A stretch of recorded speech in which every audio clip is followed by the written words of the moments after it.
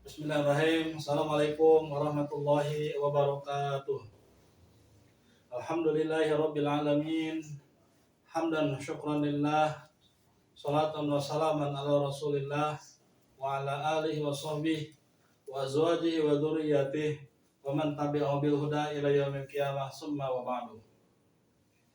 Teman-teman, hari ini dan malam ini kita insyaallah akan mencoba mengkaji materi baru yang berkaitan dengan masalah fikih muamalah. Ini adalah merupakan materi yang terkadang sebagian umat muslim melupakan tentang kajian fikih muamalah ini. Padahal dalam kehidupan sehari-hari dalam Islam yang diajarkan oleh baginda Rasulullah SAW, itu beliau bukan hanya mengajarkan hal-hal yang berkaitan dengan masalah ibadah, tetapi juga beliau sebagai suri tauladan mengajarkan kepada kita bagaimana cara bermuamalah. Maka oleh karenanya dalam kajian kita kali ini dan sampai ke depannya kita akan mencoba bagaimana kajian fikih muamalah yang ini merupakan bagian daripada ilmu yang harus kita ketahui. Teman-teman, syariat Islam yang diajarkan oleh Rasulullah SAW, di mana beliau diutus oleh Allah Subhanahu Wa Taala, bukan hanya mengajarkan kepada ketauhidan kepada Allah Subhanahu Wa Taala, dan itu pada dasarnya ketauhidan adalah merupakan salah satu pondasi utama seseorang dikatakan muslim atau tidak muslim. Seseorang dikatakan muslim ketika dia telah mentauhidkan dirinya kepada Allah Subhanahu Wa Taala. Namun tidak hanya cukup dia mentauhidkan kepada Allah Subhanahu Wa Taala tanpa dibarengi dengan bagaimana cara dia melakukan ibadah dalam bentuk tauhidan itu. Maka oleh karenanya itu diajarkan yang dalam bentuk syariat Islam. Selain daripada dia mentauhidkan kepada Allah, dia melaksanakan amalan-amalan ibadah sesuai diajarkan di dalam syariat Islam, juga Islam mengajarkan bagaimana hubungan sesama manusia yang disebut dengan akhlak atau etika. Pada kali ini kita akan mencoba membahas secara umum hal-hal yang berkaitan dengan syariat Islam, di mana syariat Islam itu adalah merupakan ajaran yang diajarkan oleh Allah Subhanahu Wa Taala, yang sama ajarannya seperti apa yang diajarkan oleh Allah Subhanahu Wa Taala kepada umat-umat sebelumnya, yaitu umat Nabi Adam alaihissalam, umat Nabi Ibrahim alaihissalam, umat Nabi Musa alaihissalam, sampai kepada umat Nabi Isa alaihissalam, sampai kepada umat Nabi Muhammad sallallahu alaihi wasallam. Pada dasarnya syariatnya itu sama, diajarkan oleh Allah Subhanahu Wa Taala dalam bentuk agama samawi, walaupun tata cara dan pelaksanaannya berbeda, tetapi syariatnya sama. Maka salah satu di antara contoh misalkan syariat yang diajarkan oleh Allah Subhanahu Wa Taala yang sama dengan syariat yang diajarkan oleh Allah Subhanahu Wa Taala kepada umat Nabi Ibrahim alaihissalam, yang sama dengan tata cara pelaksanaan yang diajarkan oleh Nabi Muhammad SAW. Tidak ada sedikit perbedaan. Contoh misalkan Allah Subhanahu Wa Taala mengajarkan kepada Nabi Ibrahim tentang tata cara syariat, yaitu melaksanakan ibadah haji. Pelaksanaan ibadah haji yang diajarkan oleh Allah Subhanahu Wa Taala kepada umat Nabi Ibrahim ternyata juga diajarkan kepada umat Nabi Muhammad SAW. Syariat agama yang diajarkan oleh Allah Subhanahu Wa Taala tentang berpuasa itu sama juga, ternyata Allah Subhanahu Wa Taala mengajarkan syariat Islam untuk umat Muhammad SAW yang berkaitan dengan puasa. Makanya ayatnya di situ dituliskan oleh Allah Subhanahu Wa Taala bahwa pelaksanaan puasa kama kutiba alal ladzina min qablikum, sebagaimana telah disyariatkan oleh Allah Subhanahu Wa Taala kepada umat sebelum kalian. Artinya adalah bahwa pelaksanaan syariat puasa yang diajarkan oleh Allah Subhanahu Wa Taala kepada umat Nabi Muhammad juga diajarkan kepada umat-umat sebelum Nabi Muhammad. Kama kutiba alal ladzina min qablikum, sebagaimana telah diwajibkan puasa tersebut kepada umat-umat sebelum umat kalian Muhammad SAW. Maka pada dasarnya syariat Allah Subhanahu Wa Taala itu diajarkan kepada seluruh umat-umatnya sebelum umat Nabi Muhammad SAW. Namun Untuk umat Nabi Muhammad SAW, syariat Islam itu merupakan penyempurna dari umat-umat sebelumnya. Jadi penyempurna umat-umat sebelum umat Nabi Muhammad SAW, syariat Islam itu kemudian disempurnakan kembali untuk umat kita, ya, untuk umat Nabi Muhammad SAW yang kita berada di dalamnya. Maka oleh karenanya ajaran Islam itu syamil wa kamil, menyeluruh dan sempurna. Allah Subhanahu wa taala mengajarkan kepada umat Nabi Muhammad SAW bukan hanya yang berkaitan dengan masalah ibadah yang telah saya terangkan tadi, namun juga berkaitan dengan masalah muamalah. Bukan hanya berkaitan dengan bagaimana kita berhubungan dengan Allah Subhanahu wa taala, namun juga syariat Islam itu sempurnanya dia mengajarkan juga bagaimana hubungan sesama manusia. Ini merupakan keistimewaan yang Allah Subhanahu wa taala ajarkan untuk umat Nabi Muhammad SAW, makanya dikatakan syariat Islam yang diajarkan oleh Allah Subhanahu wa taala untuk Nabi Muhammad SAW itu adalah merupakan penyempurna dari umat-umat sebelumnya. Karena bukan hanya membahas tentang masalah ibadah, juga membahas tentang masalah muamalah. Maka oleh karenanya pada dewasa kali ini, pada kesempatan kita kali ini, kita akan membahas bagaimana muamalah yang sesungguhnya yang diajarkan di dalam syariat Islam.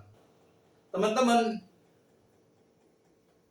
ajaran Islam mengajarkan bukan hanya berkaitan dengan masalah ibadah, tetapi juga ajaran Islam mengajarkan yang berkaitan dengan masalah muamalah.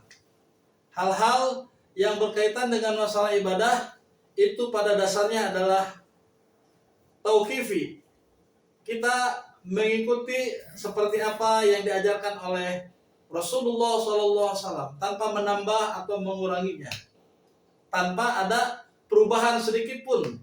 Seperti itulah ajaran fikih di dalam ibadah. Tidak boleh ada tambahan, tidak boleh ada pengurangan. Yang berbeda dengan masalah yang berkaitan dengan masalah muamalah. Nah, oleh karenanya, ya, ada sebuah kaidah yang mengatakan al-aslu fil ibadah at-tahrim. Dasar hukum di dalam ibadah adalah haram. Illa ma adalah dalil ala fi'lihi, kecuali adanya dalil yang memerintahkan terhadap perbuatan tersebut. Tidak boleh seseorang melakukan ibadah kecuali pada dasarnya ibadah itu haram, tidak boleh kita lakukan. Karena haram dilakukan. Contoh, orang melaksanakan ibadah haji. Tidak boleh melaksanakan ibadah haji sembarangan. Melaksanakan ibadah haji di Parung misalkan, melaksanakan ibadah haji di tempat-tempat yang disepakati oleh suatu negara misalkan, tidak boleh. Kenapa?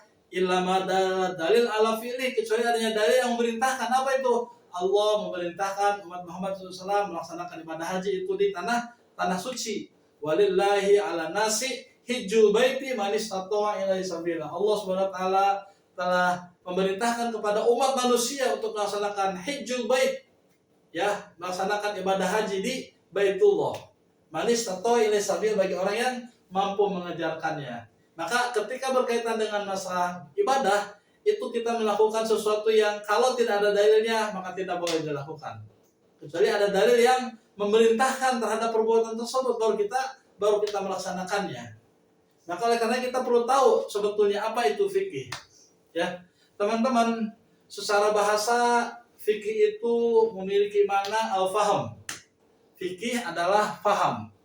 Seseorang bisa memahami terhadap sesuatu yang berkaitan dengan masalah ilmu pengetahuan, pada dasarnya dia adalah orang fakih. Seseorang yang memahami sesuatu dari yang sebelumnya dia ketahui kemudian dia tahu, maka itu artinya dia pada dasarnya adalah seorang fakih. Kenapa? Karena dia paham sesuatu terhadap sesuatu. Ya, makanya beruntung orang-orang yang mempelajari ilmu fikih. Rasulullah SAW telah memberikan garansi, waman yuridillahu bihi khairan yufaqihu fiddin. Barang siapa yang Allah kehendaki kebaikan untuk seseorang, maka artinya seseorang dikatakan baik di hadapan Allah Subhanahu wa taala, yufaqihu fiddin, ketika dia mampu memahami terhadap ajaran agamanya. Fikih disebut bermakna adalah faham. Bahwa ketika seseorang faham terhadap ajaran agama yang dimilikinya, artinya adalah ketika seseorang melaksanakan ajaran di dalam agama Islam bukan hanya kata orang tua, bukan hanya Islam KTP ya sekarang yang lagi booming ya, Islam KTP atau Islam agama ngaku muslim di KTP tetapi tidak melaksanakan syariat Islam, atau dia ngaku muslim tapi dia malah membenci terhadap syariat Islam. Dia ngaku sebagai muslim tetapi dia setengah-setengah dalam melaksanakan syariat Islam. Itu yang disebut dengan Islam KTP. Maka kata Rasulullah SAW, orang yang Allah Subhanahu wa taala berikan kepada orang tersebut kebaikan, salah satu di antaranya adalah orang tersebut diberikan pemahaman baginya terhadap agama. Makanya kita beruntung ya. Kita beruntung ketika kita mau mengkaji ilmu agama. Kita termasuk orang yang mendapatkan keistimewaan dari Rasulullah SAW seperti yang disabdakan tadi, bahwa kita adalah disebut orang yang baik ketika kita mau memahami terhadap ajaran agama kita. Ya. Maka oleh karenanya fikih secara bahasa adalah al-faham. Ya, sebagaimana hadis yang disabdakan oleh Rasul tadi. Adapun secara istilah, ya, para ulama berbeda pendapat tentang makna fikih tersebut. Ada yang mengatakan al-fiqhu huwa al-ilmu bil ahkam asy-syar'iyyah al-amaliyah al-muqtasid min adillatiha at-tafsiliyah. Yang disebut dengan fikih adalah ilmu tentang hukum-hukum syara. Ilmu tentang hukum-hukum syara yang bersifat amaliyah, yaitu dalam bentuk praktek ibadah. Ya, kalau tauhid dalam bentuk keesaan kepada Allah Subhanahu wa taala, kalau fikih dalam bentuk praktek ibadah amaliyah, perbuatan seseorang. Ya, yang ditemukan dari dalil-dalilnya yang rinci, min adillatiha at-tafsiliyah.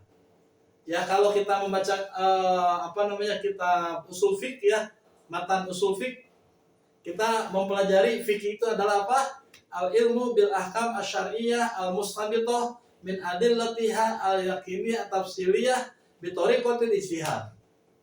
Ilmu yang berkaitan dengan masalah hukum-hukum syara yang diambil dari dalil-dalil yang yakin. Apa itu dalil yakin? Al-Qur'an dan hadis. At-tafsiliyah yang diambil dari dalil yakin tersebut secara rinci. Bagaimana cara mengambil dalil yakin tersebut? Min adillatiha al-yaqiniyah bi thariqatil ijtihad. Maka fikih ini adalah berkaitan dengan masalah ijtihad. Oleh karenanya, karena fikih ini berkaitan dengan masalah ijtihad para ulama, sering di dalamnya terjadi perbedaan pendapat. Sering terjadi perbedaan pendapat yang berkaitan dengan masalah fikih. Menurut mazhab ini seperti ini, menurut mazhab ini seperti ini.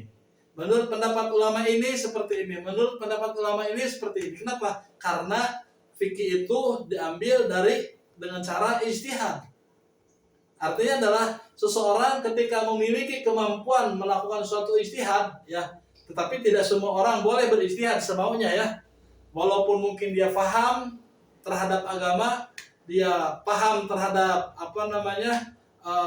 Al-Quran misalkan, atau dia paham terhadap hadis, tidak boleh sembarangan dia melakukan sebuah ijtihad. Kenapa? Karena dikatakan seorang mujtahid itu harus paham betul terhadap ajaran-ajaran agamanya. Salah satunya, misalkan seseorang boleh menjadi seorang mujtahid adalah paham Al-Quran, hafal Al-Quran, paham asbabul wurud yang ada dalam Al-Quran, asbabun nuzul, paham terhadap hadis Nabi SAW, bukan hanya paham tetapi juga hafal ya. Selain hafal juga dia harus tahu asbabul wurudnya, harus paham terhadap ilmu tafsir, harus paham terhadap ilmu-ilmu balaghah, bahasa Arab dan sebagainya. Jadi tidak sembarangan orang mampu melakukan ijtihad kecuali untuk dirinya sendiri kayak gitu. Tapi ketika dia melakukan ijtihad untuk orang lain, maka dia tidak boleh sembarangan. Kenapa? Karena para ulama telah menentukan hal-hal yang berkaitan dengan masalah fikih tersebut yang diambil dari dalil yang yakin. Maka oleh karenanya ketika kita berbicara kepada fikih, itu adalah berbicara kepada sesuatu yang terjadi perbedaan pendapat para ulama. Tidak bisa kita mengatakan bahwa fikih dia adalah yang paling benar, tidak bisa. Ketika seorang melaksanakan wudhu misalkan, kemudian ada orang yang berbeda cara berwudunya, ya, tidak boleh dia menyalahi, wudhu kamu itu salah, ini. Bisa jadi mungkin orang tersebut memiliki dalil, kecuali kalau memang dia berwudunya semaunya dia. Contoh misalkan, harusnya didahulukan tangan kanan dulu, baru tangan kiri, ya, dia malah mendahulukan tangan kirinya dulu baru tangan kanan, nah itu baru salah. Atau ada orang yang berwudu ya diawali dengan mencuci kaki, baru mengusap muka, baru tangan, baru telinga, itu salah. Kenapa? Karena tidak sesuai dengan yang ditentukan oleh Allah Subhanahu wa taala dalam Quran surat Al-Maidah. Ya. Maka dalam hal-hal yang berkaitan dengan masalah fikih itu adalah sesuatu yang pasti ada di dalamnya perbedaan pendapat para ulama. Yang berbeda dengan akidah. Kalau berkaitan dengan akidah, semua ulama sepakat. Apalagi kita termasuk orang yang berakidah dengan Ahlus Sunnah wal Jamaah sebagai pegangan untuk kita. Tetapi Ahlus Sunnah wal Jamaah yang berkaitan dengan masalah fikih adalah mengikuti kepada 4 imam mazhab. Ya, secara umum ya 4 imam mazhab, yaitu fikihnya mazhab Hanafi, atau fikihnya mazhab Maliki, atau fikihnya mazhab Imam Syafi'i, atau fikihnya mazhab Imam Hambali. Secara umum kita di Indonesia fikih yang digunakan adalah menggunakan fikih bermazhaban kepada Imam Syafi'i. Teman-teman, tadi dijelaskan tentang masalah fikih ibadah, bahwa fikih ibadah itu adalah al-aslu fil ibadah at-tahrim, itu merupakan dasar hukumnya, bahwa dalam melaksanakan ibadah itu adalah haram. Tidak boleh seseorang melaksanakan ibadah kecuali ibadah tersebut adalah haram. Ilama adalah dalil ala fi'li, kecuali adanya dalil yang memerintahkan itu. Ya, perintah tentang sholat, perintah tentang zakat, perintah tentang puasa, perintah tentang haji dan lain sebagainya. Dalam ibadah itu, ketika seseorang melaksanakan ibadah itu harus ada dalilnya. Maka oleh karenanya, ketika seseorang paham terhadap agamanya, maka ibadahnya akan diterima oleh Allah Subhanahu wa taala. Namun ketika seseorang tidak paham terhadap agamanya, maka dia boleh melakukan taklid kepada ulama-ulama yang memang muktabar. Tapi ketika seseorang memang paham, maka akan lebih bagus dia membaca kitabnya langsung yang berkaitan dengan masalah mazhab tersebut gitu. Tidak hanya tidak hanya mengikuti tanpa ada ilmunya, tanpa ada dalilnya, tanpa ada keyakinan yang ada di dalamnya gitu. Ya, maka seseorang ketika melaksanakan ibadah itu harus disertai dengan ilmu. Bisa jadi mungkin seseorang melaksanakan ibadah tanpa disertai dengan ilmu, maka ibadahnya menjadi tidak sempurna. Maka ada sebuah kaidah yang mengatakan bahwa ibadahnya seseorang atau sholatnya seseorang yang dilakukan karena kejahilannya itu lebih baik daripada seorang ulama yang tidur. Artinya adalah ketika seorang ulama tidur itu bisa jadi mungkin memberikan manfaat untuk dirinya, bahwa dia akan mengaji kembali, dia akan mengajarkan ilmu kembali kepada umatnya, dibanding dengan seorang ahli ibadah yang memang di ibadahnya itu tanpa berdasarkan kepada ilmu. Maka harus tahu ilmunya, wabil khusus yang berkaitan dengan masalah ibadah. Yang berbeda dengan masalah muamalah, ya, kaidah hukum di dalam muamalah adalah al-aslu fil muamalah al-ibahah. Dasar hukum di dalam muamalah adalah mubah. Apapun yang dilakukan oleh seseorang ketika berkaitan dengan masalah muamalah itu boleh. Ilama adalah dalil ala tahrimiha, kecuali adanya dalil yang mengharamkan terhadap muamalah tersebut. Jadi tidak boleh seseorang dalam melakukan suatu muamalah kecuali dalam melakukan aktivitas muamalah itu disertai dengan dalil-dalil yang yakin. Karena bisa jadi mungkin ternyata perbuatan tersebut diharamkan. Ya, bisa jadi mungkin perbuatan tersebut diharamkan, tapi dengan adanya dalil maka dia mengetahui ya bahwa itu adalah haram, itu adalah boleh dilakukan atau tidak boleh dilakukan. Contoh misalkan ya, ini fenomena yang terjadi di masyarakat kita zaman sekarang ini, yaitu seseorang membeli suatu buah di mana buah tersebut masih di pohonnya, atau lebih parah dari itu, seseorang membeli buah ternyata masih kembangan gitu, belum jadi buahnya, masih kembangan ya. Kemudian karena masih kembangan dibeli dengan harga yang murah ya. Misalkan pohon durian ya. Biasanya pohon durian ini kalau misalkan panen itu selalu buahnya banyak, lebat dan sebagainya. Ada orang yang berani membeli pohon durian itu buahnya masih berkembang, udah dia beli gitu. Saya beli durian ini masih berkembang dengan harga misalkan 500.000 atau 700.000. Nanti kalau misalkan buahnya itu lembut atau banyak, maka diambil buahnya. Ini adalah merupakan bagian daripada perbuatan yang dilarang. Kenapa? Karena Rasulullah SAW mengatakan, nah Rasulullah SAW an bai'il gharar. Rasulullah SAW melarang perbuatan jual beli goror, jual beli yang tidak pasti. Kenapa? Karena jual beli itu kan tidak pasti. Kenapa? Bisa jadi mungkin ketika dia akan panen buah durian tersebut, ternyata Allah mengirimkan hujan yang begitu deras, atau Allah menurunkan angin yang begitu kencang sehingga bunga-bunga yang ada di dalam pohon durian tersebut ternyata habis tersapu oleh angin, padahal sudah dibeli. Di situ terjadinya goror, ketidakpastian. Maka tidak boleh seseorang membeli barang secara ijon tadi, membeli buah ijon, artinya membeli buah yang masih pentil, masih berbunga dan sebagainya, itu dilarang oleh Nabi SAW. Ini ketika ada dalil yang mengharamkan, walaupun pada dasarnya jual beli itu adalah mubah, pada dasarnya jual beli itu adalah mubah, tetapi ketika ada dalil yang mengharamkan, ternyata itu adalah jual beli ijon yang diharamkan. Kenapa? Karena Rasul melarangnya. Nah, Rasulullah SAW an bai'il gharar. Rasulullah SAW melarang terhadap jual beli yang tidak pasti. Menjadi haram perbuatan tersebut gitu. Yang berbeda dengan tadi ibadah, ya. Maka terjadi perbedaan. Semua aktivitas yang berkaitan dengan masalah muamalah pada dasarnya mubah. Kalau dia tidak tahu ilmunya, kemudian dia melakukan hal-hal yang berkaitan muamalah, maka tidak apa-apa. Kecuali ketika dia tahu tetap melaksanakan itu, pada itu diharamkan, maka dia berdosa. Gitu ya. Maka apa itu fikih muamalah? Ya, secara bahasa muamalah tadi sudah dijelaskan tentang definisi fikih ya. Sekarang kita akan membahas tentang muamalah. Muamalah itu berasal dari kalimat amala yu'amilu muamalatan. Ya, artinya adalah saling berbuat, saling bertindak, atau saling mengamalkan suatu kepentingan, suatu perbuatan. Ada konteks kalimat saling di dalam kalimat muamalah tersebut, ya. Muamalah ini adalah merupakan bagian daripada isim masdar. Amala yu'amilu muamalatan. Maka disebut dengan fikih muamalah. Rahmat Syafi'i menjelaskan, yang disebut dengan muamalah adalah tukar menukar barang atau sesuatu yang memberi manfaat dengan cara yang ditentukan. Tukar menukar suatu barang atas sesuatu yang memberi manfaat dengan sesuatu yang ditentukan. Menurut sebagian golongan Syafi'i mengatakan bahwa yang disebut dengan muamalah adalah bagian daripada fikih untuk urusan-urusan keduniaan, selain masalah perkawinan, masalah-masalah jinayah, masalah yang berkaitan dengan masalah negara dan lain sebagainya. Selama itu berkaitan dengan masalah fikih, maka itu dikatakan sebagai muamalah. Menurut para ahli, diantaranya adalah Khudairiyah. Beliau mengatakan bahwa yang disebut dengan muamalah adalah semua akad yang membolehkan manusia saling menukar atau memanfaatkan.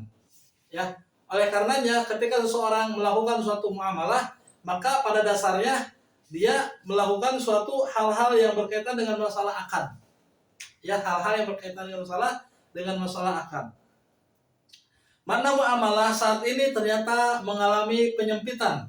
Ya, kenapa demikian? Makna itu hanya hal-hal yang berkaitan dengan masalah hukum-hukum, yang berkaitan dengan masalah ekonomi dan bisnis saja.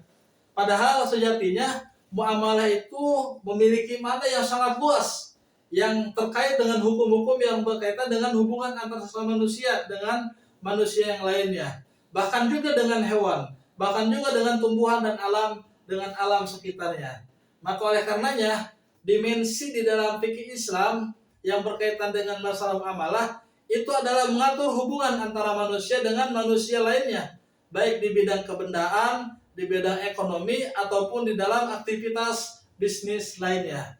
Maka kesimpulannya yang dijadikan sebagai sandaran yang berkaitan dengan masalah fikih muamalah adalah pengetahuan tentang ketentuan-ketentuan hukum yang berkaitan dengan usaha-usaha untuk memperoleh suatu pengembangan harta, jual beli, hutang piutang, dan jasa penitipan di antara anggota-anggota masyarakat untuk keperluan mereka yang dapat dipahami dari yang secara yang terinci. Ya, itu definisi dari fikih muamalah. Maka oleh karenanya muamalah ini atau fikih muamalah ini adalah pengembangan yang sangat luas dibandingkan dengan fikih ibadah. Ya, Karena tadi dikatakan bahwa fikih ibadah itu sifatnya adalah tauqifi. Kita mengikuti seperti apa yang dicontohkan oleh Rasulullah Shallallahu Alaihi Wasallam. Adapun di dalam fikih muamalah itu selalu ada pengembangan, selalu ada keterbaruan. Maka dikatakan asyariatu maslahatun likulli zaman wa makan. Bahwa syariat Islam itu selalu membawa kemaslahatan, selalu membawa perbaruan. Likulli zaman wa makan, setiap waktu dan tempat selalu ada perbedaan, ya. Apalagi yang berkaitan misalkan dengan masalah jual beli. Jual beli adalah merupakan bagian muamalah. Contoh misalkan ya, di Indonesia ketika seseorang melakukan jual beli, misalkan kita datang ke pasar, kemudian kita membeli suatu barang, itu boleh dilihat dulu, dipegang dulu, gitu ya. Bahkan ada yang mencium-cium dulu, bahkan ada yang ngepas atau enggak ngepas pakaian itu, gitu. Tetapi di sebagian daerah atau di sebagian negara, ketika seseorang ingin membeli baju, ketika dia sudah megang, maka dia harus beli, gitu. Ketika seseorang sudah menawar, maka itu harus jadi pembeliannya, gitu. Itu terjadi perbedaan antar suatu negara dengan negara yang lain. Itu yang disebut dengan muamalah. Karena dia membawa kemaslahatan kepada umat di setiap waktu dan tempat. Ya, setiap waktu artinya adalah mungkin di dalam fikih muamalah yang terjadi zaman Nabi tidak ada zaman sekarang. Maka mungkin ada perbedaan itu. Contoh misalkannya di dalam masalah ekonomi syariah, pengembangan akad, ya pengembangan akad. Yang itu mungkin tidak dicontohkan di zaman Nabi, tetapi pada zaman sekarang akad ini memiliki pengembangan. Khususnya yang berkaitan dengan masalah lembaga keuangan syariah. Akad-akad yang terus berkembang seperti itu, yang pada dasarnya pada zaman Nabi mungkin tidak dilaksanakan, karena ini berkaitan dengan masalah muamalah, maka pengembangan akad itu terus akan terjadi. Ya, maka akan terus terjadi. Ya. Walaupun mungkin dasar hukumnya adalah sudah dilaksanakan pada zaman Nabi Muhammad Shallallahu Alaihi Wasallam. Teman-teman, di dalam fikih muamalah kita mempelajari bukan hanya yang berkaitan dengan masalah ekonomi Islam saja, bukan hanya yang berkaitan dengan masalah yang berkaitan dengan masalah akad-akad saja. Namun ternyata pengembangan fikih muamalah ini ruang lingkupnya itu sangat luas sekali. Di antaranya adalah tentang hukum keluarga atau al-ahkam al-ahwal asy-syahsiyah. Fikih muamalah yang berkaitan dengan masalah hukum keluarga itu adalah merupakan bagian darinya. Kemudian juga al-ahkam al-maliyah, hukum perdata. Al-ahkam al-jinayah yang berkaitan dengan masalah pidana. Al-ahkam al-mu'arrafah yang berkaitan dengan masalah hukum acara. Al-ahkam ad-dusturiyah yang berkaitan dengan masalah perundang-undangan. Al-ahkam ad-dauliyah yang berkaitan dengan masalah ketatanegaraan. Yang fokusnya kita adalah al-ahkam al-adabiyah yang berkaitan dengan masalah muamalah tentang ijab dan qabul, atau yang berkaitan dengan masalah ridho meridhoi dan tidak boleh ada paksaan dalam melakukan suatu jual beli. Baik teman-teman, kita di kesempatan lain insya Allah akan lebih memfokuskan apa saja yang difokuskan di dalam fikih muamalah. Yang ini tentu perlu kita ketahui karena ternyata perkembangan fikih muamalah itu sebagaimana saya jelaskan tadi itu memiliki perkembangan, ya, dan selalu ada sesuatu yang terbarukan di dalam kajian fikih muamalah. Makanya dikatakan asyariatu maslahatun likulli zaman wa makan, akan terus membawa perubahan setiap waktu dan tempat. Mudah-mudahan bagi teman-teman yang ingin lebih memperdalam nanti tentang fikih muamalah, teman-teman bisa membeli bukunya, buku fikih muamalah Amaliyah ditulis oleh Sulaiman Jazuli. Atau teman-teman yang ingin memperdalam lagi, silakan mendengarkan channel YouTube saya ini. Insya Allah akan terus berseri, akan terus berlanjut. Bagi teman-teman yang menyukai pembahasan ini, boleh di like, subscribe, atau yang memberikan komen, mangga komennya. Dan saya cukup sekian. Aku qouli hadza wa astaghfiruh. Assalamualaikum warahmatullahi wabarakatuh.